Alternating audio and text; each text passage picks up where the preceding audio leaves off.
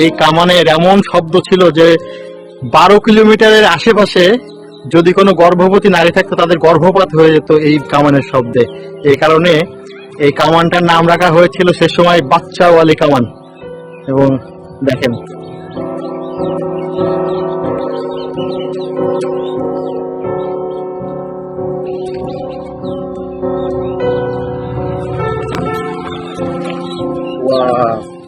হাজারদুয়ারির সামনে এই কামানের অবস্থান এবং এই কামানের নাম হচ্ছে বাচ্চাওয়ালি কামান।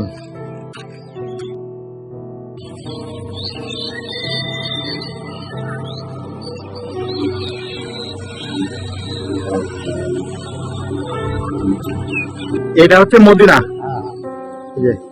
এটা বাচ্চাওয়ালি কামান।